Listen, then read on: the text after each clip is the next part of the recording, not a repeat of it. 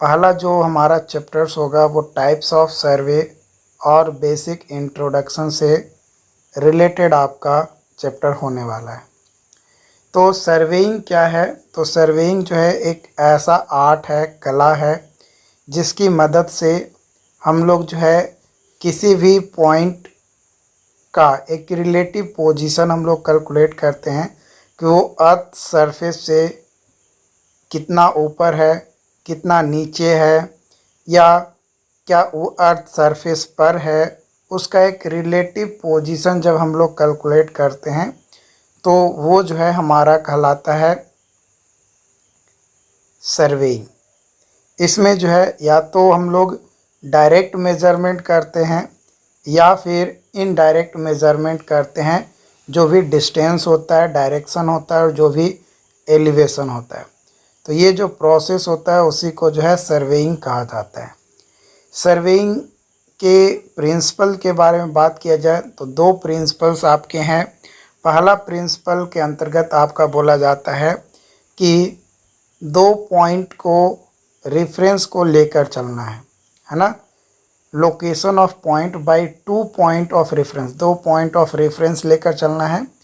दूसरा हमारा जो प्रिंसिपल है वो कहता है कि कोई भी काम बड़ा अगर काम है तो उसके छोटे छोटे छोटे छोटे टुकड़ों में कन्वर्ट कर दो, छोटे छोटे टुकड़ों में उसको चेंज कर दो, तो वो जो है आपका जो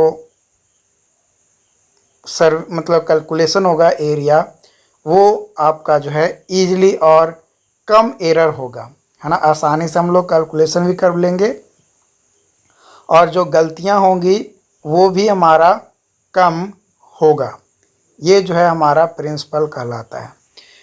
ठीक है, ये दो प्रिंसिपल आपका मेनली है।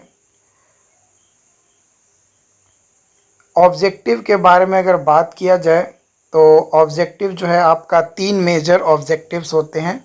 पहला कि रिलेटिव पॉइंट को डिटरमाइन करना यानी कैलकुलेट करना। दूसरा जो भी स्ट्रक्चर्स प्रपोज किए गए हैं यानी प्रस्तावित किए गए हैं ग्राउंड पे, उसका लेआउट या मार्क आउट करना। तीसरा कि जो रिलेटिव क्वांटिटीज़ होते हैं जैसे एरिया, वॉल्यूम, इन सभी को मेजर करना, ये सर्वेइंग का ही काम होता है या सर्वेइंग का मेन उद्देश्य होता है। मेथड ऑफ प्रेजेंटिंग मेज़रमेंट, कौन कौन से मेथड हैं जिसकी मदद से हम लोग मेज़रमेंट को प्रेजेंट करते हैं, है ना। तो पहला है vertical distances on the plane और ऑन मैप, है ना। वर्टिकल डिस्टेंस जो होता है प्लेन पे, उसको मैप पे दिखाना किसकी मदद से? कंटूर और स्पॉट लेवल की मदद से। दूसरा, कंटूर जो है वो इमेजिनरी लाइन होता है जो कि इक्वल एलिवेशन जो होता है अर्थ सरफेस पे, उसके पॉइंट को ज्वाइन किया जाता है एक लाइन से। जो स्पॉट लेवल होता है वो रिड्यूस्ड लेवल होता है या फिर हाइट ऑफ इंडिविजुअल पॉइंट्स आपका होता है। जो कंटूर होता है वो वेटर विजुअलाइजेशन होता है हमारा एक एरिया का, किसी भी एरिया का एक वेटर विजुअलाइजेशन जो है हमें प्रोवाइड करता है। कौन? तो कंटूर हमें देता है। बेसिक डिफिनेशंस के बारे में अगर बात किया जाए तो सबसे पहला टर्म है शेप ऑफ अर्थ। तो जो शेप ऑफ अर्थ है, अलग अलग शेप आपके हैं, जिसमें सबसे पहला है ओवलेट स्फेरॉइड। ओवलेट स्फेरॉइड जो है ये स्लाइटली फ्लैटर्ड होता है पोल पे। जो पोल एक्सिस होता है वहाँ पे आपका जो है 43.5 किलोमीटर स्मॉलर होता है देन इक्वेटोरियल एक्सिस के। इलिप्सॉइड में क्या होता है कि जो इक्वेटोरियल सेक्शंस होता है वो स्लाइटली इलिप्टिकल इन नेचर्स होता है। ओवेलॉइड जो है साउदर्न हेमिस्फीयर स्लाइटली लार्ज होता है कंपेयर टू नॉर्दर्न हेमिस्फीयर के। तो ये सारी जो भी ज्योमेट्री है वो हम लोग डिफाइन करते हैं perfectly as per shape of earth and we can observe that no geometric shape perfectly define the shape of earth। यानी इस अर्थ का शेप को परफेक्टली किसी भी एक शेप से हम लोग जो है डिफाइन नहीं कर पाते हैं, इसलिए इसका जो नया नाम है उसको नया नाम से हम लोग बोलते हैं जियोइड, है ना। इसका नया नाम क्या बोलते हैं? जियोइड। और यहाँ पे जो है हम लोग क्या करते हैं कि जो एज होता है कैलकुलेशन का शेप का, वो हम लोग जनरली एज्यूम करके चलते हैं। क्या करके चलते हैं? एज्यूम करके चलते हैं कि भाई वो स्फेरिकल शेप में हमारा जो शेप है अर्थ का वो हमारा होता है। बात किया जाए लेवल सरफेस की, तो लेवल सरफेस जो टर्म है ये आपका कर्व्ड सरफेस होता है जो कि पैरेलल होता है हमारा अर्थ सरफेस के, और एवरी पॉइंट पे जो इक्वी डिस्टेंस होता है सेंटर ऑफ अर्थ से, वो आपका इक्वी डिस्टेंस होता है, मतलब सेंटर ऑफ अर्थ से हर एक सर्कल, ये जो कर्व्ड सरफेस है पैरेलल टू अर्थ सरफेस, हर एक पॉइंट जो है उससे क्या होगा? पैरेलल होगा और इक्वी डिस्टेंस होगा। जितने भी एलिमेंट्स होंगे लेवल सरफेस के वो परपेंडिकुलर होता है प्लम लाइन के, ठीक है। प्लम लाइन के क्या होता है? परपेंडिकुलर होता है। यहाँ पे आप ये देख पाएंगे फिगर, यहाँ पे ये सेंटर ऑफ अर्थ है, ये आपका जो है क्या है? Mean एस्फेरॉयड of earth. अर्थ का जो शेप है वो कैसा लेकर चलें? मीन एस्फेरॉयड।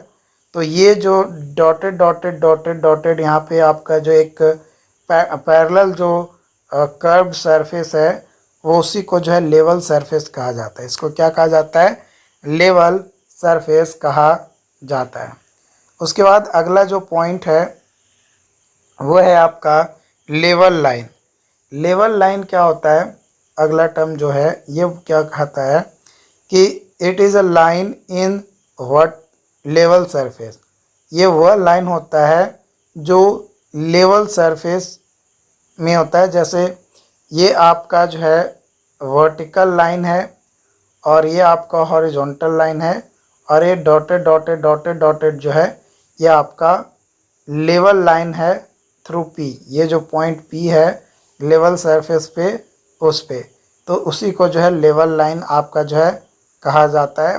उसी का यहाँ पे अगेन पिक्चर दिया गया है कि ये मीन सी लेवल है ना। यहाँ पे आपका मीन सी लेवल है, ये आपका लेवल लाइन है, ये हॉरिजॉन्टल आपका लाइन है। उसके बाद आता है आपका हॉरिजॉन्टल प्लेन। हॉरिजॉन्टल प्लेन क्या होता है कि ये एक टेंजेंशियल प्लेन होता है जो कि अर्थ सरफेस के, क्या होता है? अर्थ सरफेस के किसी भी पॉइंट के टेंजेंशियल प्लेन को हॉरिजॉन्टल प्लेन कहा जाता है, और ये नॉर्मल टू प्लम लाइन होता है। प्लम लाइन के क्या होता है? नॉर्मल होता है, यानी 90 डिग्री पे आपका होता है। उसके बाद आता है ग्रेट सर्कल। ग्रेट सर्कल क्या होता है? चलिए उसके बारे में हम लोग चर्चा कर लेते हैं। देखो पहले डिफिनेशन देख लेते हैं। ग्रेट सर्कल क्या है? ये एक इमेजनरी सर्कल होता है जो सेंटर ऑफ अर्थ से, जो सेंटर ऑफ अर्थ से क्या करता है? पास करता है। जो ग्रेट सर्कल होता है वो जो भी अर्थ सरफेस है या अर्थ जो है उसको दो इक्वल भाग में बांटता है ना। एग्जाम्पल इक्वेटर, लॉन्गिट्यूड, ये आपके जो है एग्जाम्पल्स होते हैं ग्रेट सर्कल के। यहाँ पे आप ये फिगर देख पा रहे होंगे। ये फिगर में आप देख सकते हैं यहाँ पे कि ये जो सर्कल है, एगो, दो गो और ये तीन गो, तो टोटल 3 जो है ग्रेट सर्कल अर्थ सरफेस पे होता है। ये आपका ग्रेट सर्कल है, क्योंकि जब भी सर्कल बनाया जाता है तो वो जो है आपका क्या होता है? 2 इक्वल भाग में बांटता है। अब सवाल आता है कि मैक्सिमम 3 ही हो सकता है क्या? नहीं, मिनिमम 3 ग्रेट सर्कल जो है जब मिलता है तो एक नया एरिया का जो है फॉर्मेशन करता है। वो नए एरिया को क्या कहते हैं? स्फेरिकल ट्रायंगल कहा जाता है। क्या कहा जाता है? स्फेरिकल ट्रायंगल कहा जाता है। तो स्फेरिकल ट्रायंगल कब फॉर्म होता है? जब हमारा 3 आर्क ऑफ ग्रेट सर्कल का इंटरसेक्शन होता है तो स्फेरिकल ट्रायंगल का जो है फॉर्मेशन होता है ना। यहाँ पे आप देख पाएंगे कि ये जो एरिया है ये आपका जो है स्फेरिकल ट्रायंगल है। The arc enclosing the spherical triangle is called as its side and angle in which these arc interest is spherical angle। इसमें जो इंटरसेक्ट आर्क को इंटरसेक्ट करने वाला जो एंगल होगा उसको स्फेरिकल एंगल कहेंगे, और जो इनक्लोज आर्क का स्फेरिकल ट्रायंगल होगा वो साइड आपका जो है कहलाएगा। जो स्फेरिकल एंगल होता है वो डिफाइन होता है angle between tangent to the great circle drawn at the point of intersection. जो लेंथ होता है साइड ऑफ स्फेरिकल ट्रायंगल का वो डिफाइन किया जाता है angle subtended that side at the centre of earth. Centre of earth पे जो एंगल सस्टेंड किया जाता है उसको length of side of spherical triangle कहा जाता है। और स्फेरिकल एंगल जो ग्रेट सर्कल के टेंजेंट से के बीच में जो एंगल बनता है उसी को जो है क्या कहा जाता है? स्फेरिकल एंगल कहा जाता है। प्रॉपर्टीज़ ऑफ स्फेरिकल ट्रायंगल, मैंने आपको बताया था कि कोई अर्थ सरफेस है तो ये अर्थ सरफेस को क्या करता है या अर्थ को क्या करता है? इक्वल भाग में बांटने का काम करता है। तो वो कौन करता है? Great circle. तो जब मिनिमम 3 ग्रेट सर्कल मिलते हैं तो एक पार्टिकुलर एक ट्रायंगल बनता है। तो वो जो पार्टिकुलर एक ट्रायंगल बनता है तो वो जो ट्रायंगल बनता है वो उस ट्रायंगल को ही जो है बोला जाता है स्फेरिकल ट्रायंगल। ठीक, तो उसका कुछ प्रॉपर्टीज़ है जिसके बारे में आज की इस वीडियोज़ में हम लोग बात करेंगे, चर्चा करेंगे।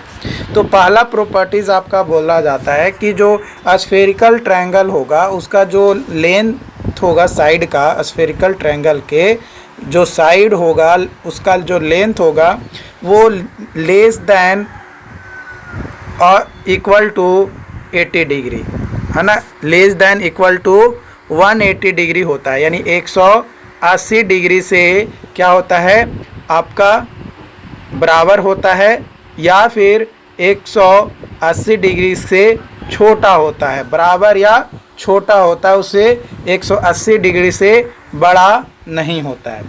दूसरा कि जो हर एक एंगल होता है स्फेरिकल ट्रायंगल का वो 180 डिग्री से कम होता है। कितना होता है? 180 डिग्री से कम होता है। जो सम होता है 3 स्फेरिकल साइड का वो भी 0 से 360 डिग्री के बीच में होता है, और जो सम होता है स्फेरिकल एंगल का उसका रेंज 180 से 540 डिग्री तक जाता है। बात किया जाए यहाँ पे एक नोट पॉइंट ये है कि जो अमाउंट होता है आपका by which sum of angle of spherical triangle, जो सम होता है स्फेरिकल एंगल का वो 180 डिग्री से एक्सीड करता है तो उसको जो है हम लोग स्फेरिकल एक्सिस कहा जाता है। अगर 180 डिग्री से जो सम ऑफ एंगल है स्फेरिकल ट्रायंगल का वो अगर 180 डिग्री से बढ़ जाता है तो उसको जो है वह अमाउंट जो बढ़ा हुआ अमाउंट हो जाता है उसको जो है स्फेरिकल एक्सिस कहा जाता है। दूसरा पॉइंट ये है कि जो सरफेस एरिया होता है हमारा स्फेरिकल ट्रायंगल का should be less than 2 pi r square, है ना। क्या होता है? लेस देन होता है 2 पाई आर स्क्वायर के, जहाँ पे आपका जो आर है वो रेडियस ऑफ अर्थ को रिप्रेजेंट करता है। किसको निकालने के लिए? Surface area of spherical triangle को निकालने के लिए 2 पाई आर स्क्वायर करते हैं, और उससे जो वैल्यू होना चाहिए वो क्या होना चाहिए? कम होना चाहिए।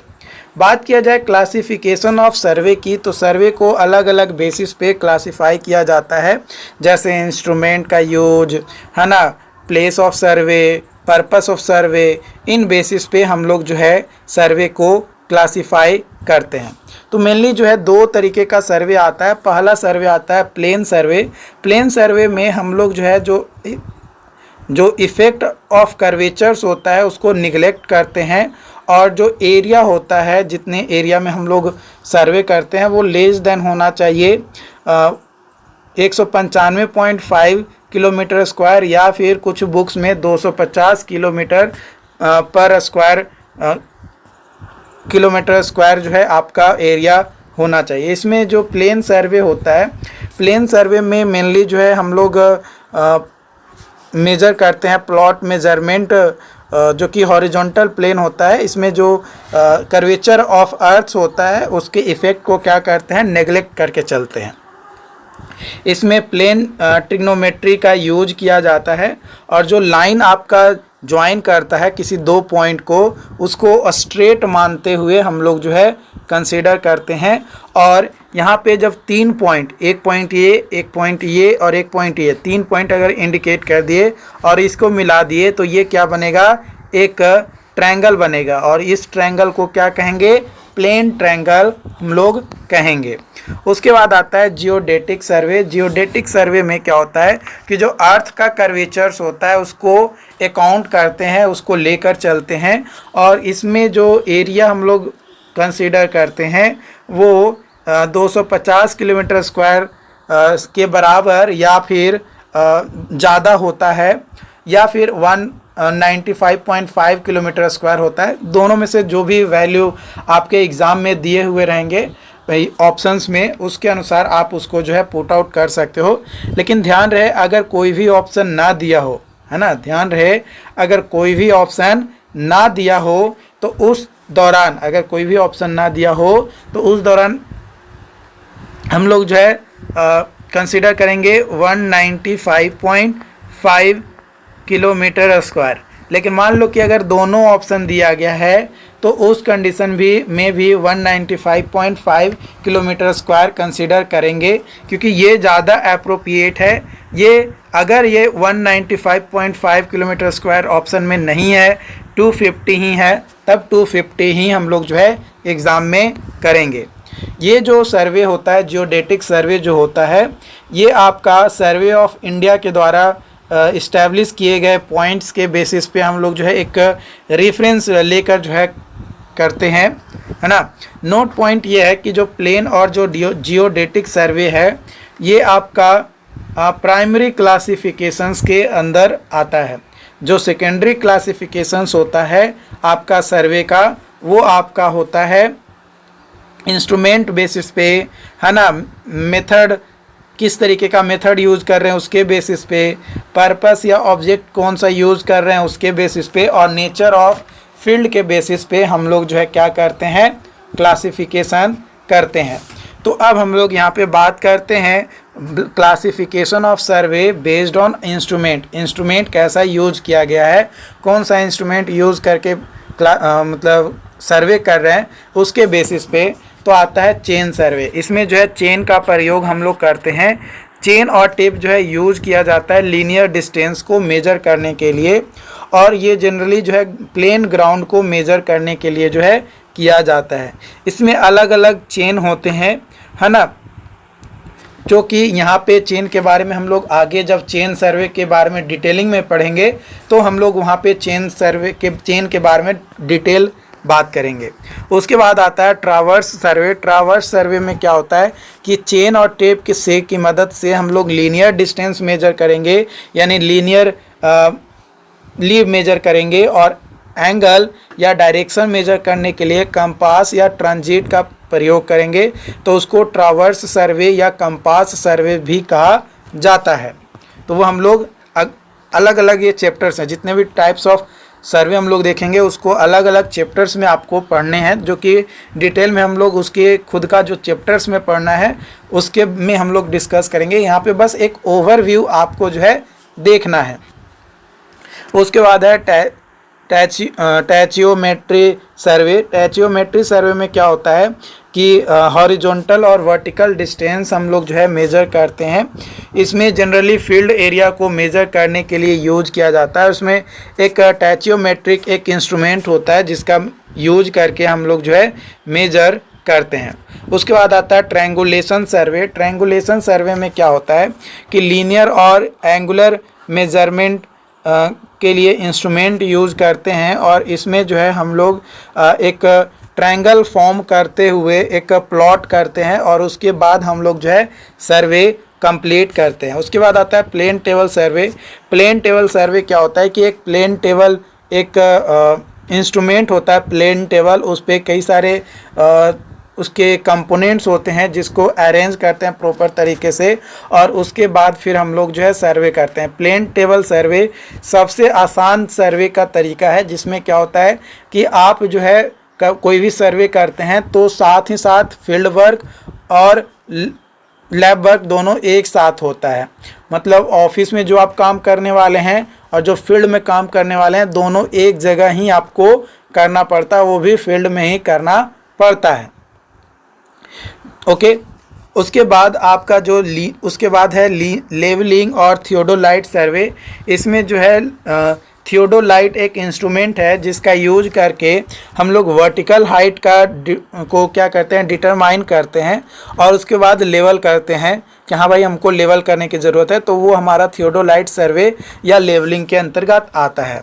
उसके बाद आता है फोटोग्रामेट्रिक सर्वे। फोटोग्रामेट्रिक सर्वे में क्या होता है, किसी एरिया का हम लोग जो है फ़ोटो खींच लेते हैं। जो एरिया को हम लोग बेसिकली सर्वे करते समय नॉर्मली हम लोग एक्सेस नहीं होता है, तो एरोप्लेन की मदद से या रोबोट की मतलब ड्रोन की मदद से किसी माध्यम से हम लोग फ़ोटोग्राफ ले लेते हैं और उसके बाद उसका सर्वे करते हैं। जनरली एरोप्लेन या फिर हम लोग जो है ड्रोन का यूज करते हैं। Classification of survey based on object and purpose. कौन सा ऑब्जेक्ट यूज किया गया और किस पर्पस के लिए जो है हम लोग उस सर्वे को कर रहे हैं उसके बारे में डिस्कस करेंगे। तो इसमें सबसे पहला आता है इंजीनियरिंग सर्वे। इंजीनियरिंग सर्वे जो है इंजीनियरिंग वर्क के लिए यूज किए जाने वाले जो सर्वे होते हैं उसको इंजीनियरिंग सर्वे कहते हैं। जैसे रेलवे, हाईवेज़ या ब्रिज का जब कंस्ट्रक्शन होता है तो उस समय, या कोई बिल्डिंग का कंस्ट्रक्शन हो रहा है तो उसमें जब हम लोग सर्वे करते हैं जिस भी स्केल पे, तो वो जो सर्वे किए जाता है उसी को जो है हम लोग क्या कहते हैं इंजीनियरिंग सर्वे। जैसे बिल्डिंग के लिए अगर बात किया जाए स्केल रेशियो की तो 1:52, 1:200 होता है। वही अगर ब्रिज और अदर सिविल इंजीनियरिंग वर्क के लिए बात किया जाए तो 1:500 to 1:2500 और हाईवेज़ के लिए 1:1250 to 1:50,000। ये जो है हम लोग नॉर्मली जो स्केल का जो रेशियो होता है वो स्केल हम लोग लेकर चलते हैं। उसके बाद दूसरा है आपका यहाँ पे डिफेंस एंड मिलिट्री सर्वे। जब हम लोग सर्वे करते हैं और ये पता करते हैं कि कौन सा पार्टिकुलर प्लेस और कोई ऑब्जेक्ट या कोई लोकेशंस, ताकि एक स्ट्रैटेजिक इम्पोर्टेंस हो सके हमारे मिलिट्री कैंप के लिए, तो वो जो सर्वे किया जाता है वो डिफेंस या मिलिट्री सर्वे के अंतर्गत आता है, उसको कहते हैं। उसके बाद आता है जियोलॉजिकल सर्वे। जियोलॉजिकल सर्वे में क्या होता है कि जो अर्थ का अलग अलग लेयर है, तो अर्थ के लेयर के बारे में जब हम लोग स्टडी करते हैं तो वो जियोलॉजिकल सर्वे के अंतर्गत होता है, यानी जियोलॉजिकल सर्वे में हम लोग पढ़ते हैं। उसके बाद आता है माइन सर्वे। माइन सर्वे में क्या करते हैं कि किस जगह पे अर्थ के हम लोग जो है माइनिंग करने के लिए, यानी कोई भी मटेरियल को एक्सट्रैक्ट करने के लिए करेंगे कि माने अर्थ के किस सरफेस से जो है हम लोग एक्सट्रैक्शन करेंगे कोई भी मटेरियल को, और कितना क्वांटिटी ऑफ मटेरियल हम लोग जो है उस जगह से, जिस जगह को हम लोग सर्वे करके खोजे, तो उस जगह से कितना मटेरियल हम लोग निकाल सकते हैं, एक्सट्रैक्ट कर सकते हैं। ये सारी डिटर्मिनेशन जो है हम लोग माइन सर्वे के अंतर्गत करते हैं। उसके बाद आता है आर्कियोलॉजिकल सर्वे। आर्कियोलॉजिकल सर्वे में क्या होता है कि जो पहले के जो पुराने सभ्यताएं थी उसके बारे में जो है डिटरमाइन करते हैं, और ये जनरली हमें बताता है कि पास्ट में हम लोगों का जो जीवन था या हमारे पूर्वजों का जो जीवन था वो किस तरीके से था और अभी कैसा है, और दोनों के बीच में क्या डिफरेंसेस हैं या क्या डेवलपमेंट हुई, उसके बारे में पढ़ा जाता है। ओके। उसके बाद आता है classification of survey based on nature of place, है ना। अलग अलग प्लेसेस और नेचर्स के बेसिस पे कैसे जो है हम लोग सर्वे को क्लासिफाई करते हैं। तो सबसे पहला है आपका लैंड सर्वे।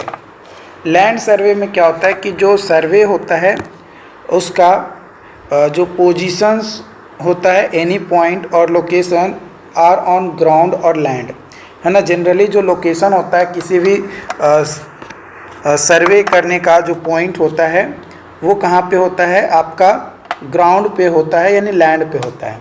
ये दो तरीके का होता है। एक होता है टोपोग्राफिकल सर्वे। टोपोग्राफिकल सर्वे में क्या करते हैं कि इसमें हम लोग जो है मैप ऑब्टेन करते हैं, है ना, जो कि हमें बताता है, मैप ये डिटेल्स बताता है कि कहाँ पे कोई मैन मेड फीचर्स हैं अर्थ सरफेस पे, जैसे एलिवेशन वगैरह, उस चीज़ को जो है ये क्या करता है उसके अंतर्गत हम लोग पढ़ते हैं। इसमें जो स्केल का जो रेशियो होता है वो होता है 1:2500 टू 1:1 करोड़। तो ये रिमेंबर करने की ज़रूरी नहीं है क्योंकि कोई भी एग्ज़ाम में जनरली पूछा नहीं जाता है। बट अगर आप सेमेस्टर एग्ज़ाम की तैयारी कर रहे हैं तो इट में भी अगर आपको याद रह जा पाता है तो आप इस चीज़ को, अगर क्लासिफिकेशन आया है एग्ज़ाम में तो आप इस चीज़ को लिख सकते हैं ताकि एक पॉइंट आप क्या कर सकें, ज़्यादा बढ़ाकर लिख सकें। एग्ज़ाम्पल के तौर पे अगर टोपोग्राफिकल सर्वे की बात किया जाए तो माउंटेन का जब सर्वे किया जाता है कि वाटर बॉडीज़ कहाँ से निकल रहा है या रिवर्स कहाँ से निकल रहा है, तो ये जो सर्वे किया जाता है वो हमारा टोपोग्राफिकल सर्वे के अंतर्गत आता है। इसके अलावा दूसरा जो क्लासिफिकेशन है लैंड सर्वे का वो है आपका कैडेस्ट्रल सर्वे। कैडेस्ट्रल सर्वे में जो है हम लोग जनरली जो है क्या करते हैं कि किसी भी लैंड को बाउंड्रीज़ को इस्टेब्लिश करने के लिए, है ना, जैसे मान लो कि अपना बिहार का एक बाउंड्री फिक्स किया गया, तो ये कैसे किया गया कि भाई उत्तर प्रदेश का ये बाउंड्री है, बिहार का ये बाउंड्री है, इससे बाहर जाओगे तो उत्तर प्रदेश में चले जाओगे या दूसरे राज्य में चले जाओगे, इस राज्य में हो तो बिहार में ही रहोगे। तो ये कैसे डिटरमाइन किया गया, तो ये कैडेस्ट्रल सर्वे के अंतर्गत डिटरमाइन किया गया। इसमें जो स्केल का जो रेशियो होता है वो होता है 1:1000 टू 1:5000। उसके बाद आपका आता है मैरीन सर्वे, जिसको जो है हाइड्रोग्राफिकल सर्वे भी कहा जाता है। इस तरीके का जो सर्वे होता है वो वाटर बॉडीज़ पर या वाटर बॉडीज़ में या वाटर बॉडीज़ के नियर बाई जो है सर्वे किया जाता है, जैसे रिवर, लेक्स, ओशियन, तो उसको जो है मैरीन सर्वे कहा जाता है। ओके। उसके बाद आता है एस्ट्रोनॉमिकल सर्वे। जब हम लोग जो है कोई सर्वे करते हैं to determine the location of heavenly bodies, जो बहुत दूर अंतरिक्ष वगैरह में बॉडीज़ है जैसे सन, स्टार, मून, तो उस तरीके का जब लोकेशन के लिए जो सर्वे किया जाता है उसे जो है हम लोग एस्ट्रोनॉमिकल सर्वे कहते हैं। विद दिस हेल्प ऑफ सर्वे हम लोग जो है क्या करते हैं, latitude, longitude, local mean time, किसी भी प्लेस का अर्थ के सरफेस पे क्या करते हैं, डिटरमाइन करते हैं एस्ट्रोनॉमिकल सर्वे के बेसिस पे। जो स्केल होता है ये हमारा लेंथ होता है एक लाइन का ऑन प्लेन और map to the ratio of length of same line on the ground, है ना। ग्राउंड पे किसी भी लाइन का कितना लेंथ है और वही मैप पे यानी प्लान पे कितना आपका लेंथ है, इन दोनों का जो रेशियो होता है उसी को स्केल कहा जाता है। ठीक है। जैसे मान लो कि ग्राउंड पे 10 किलोमीटर का डिस्टेंस है, उसको अगर मैप पे या जो प्लान हम लोग तैयार कर रहे हैं ड्यूरिंग सर्वे या आफ्टर सर्वे, तो वहाँ पे हम लोग जो है 10 किलोमीटर को 1 सेंटीमीटर मान लिए, तो वो जो रेशियो हुआ कि 1:10 है, तो ये आपका जो है स्केल कहलाएगा। स्केल जो है कई तरीके के होते हैं, उतना डिटेल में हमें पढ़ने की ज़रूरत नहीं है, जानने की ज़रूरत नहीं है। बट यहाँ पे थोड़ा सा अगर बात किया जाए तो एक होता है ग्राफिकल स्केल और एक होता है न्यूमेरिकल स्केल। जो ग्राफिकल स्केल होता है इसमें क्या होता है कि ग्राफ की मदद से हम लोग रिप्रेजेंटेशन करते हैं किसी भी चीज़ को, और उसके बाद एक इवैल्यूएशन करते हैं, कैलकुलेट करते हैं और फाइनल रिजल्ट लिखते हैं। लेकिन जो न्यूमेरिकल स्केल होता है उसमें एक रिप्रेजेंटेटिव फ्रैक्शंस का यूज़ करते हैं और उसमें रिप्रेजेंट करते हैं कि भाई इतना के बराबर इतना लेकर चलना है। और इंजीनियरिंग स्केल जो है वो भी आपका न्यूमेरिकल स्केल का ही पार्ट है, यानी कह सकते हैं कि न्यूमेरिकल स्केल पे ही बेस्ड है आपका इंजीनियरिंग स्केल या इंजीनियर स्केल। इसमें जनरली क्या करते हैं कि एक फिक्स्ड ले लेते हैं कि जैसे 1 centimetre is equal to 10 kilometre ले लिए, या 1 centimetre is equal to 100 kilometre ले लिए। तो ये ऑन ग्राउंड कितना डिस्टेंस है और ऑन मैप कितना कर रहे हैं और कितना एरिया का जो है हमें सर्वे करना है, उसके बेसिस पे ये स्केल का जो रेशियो है वो हम लोग डिटरमाइन करते हैं। आई होप कि आज का जो सेशंस था ये आपको समझ में आया हो। अगर किसी तरीके का कोई कन्फ्यूजन रहता है तो आप हमें चैट बॉक्स में ज़रूर बताएं और अपने दोस्तों के साथ शेयर करें।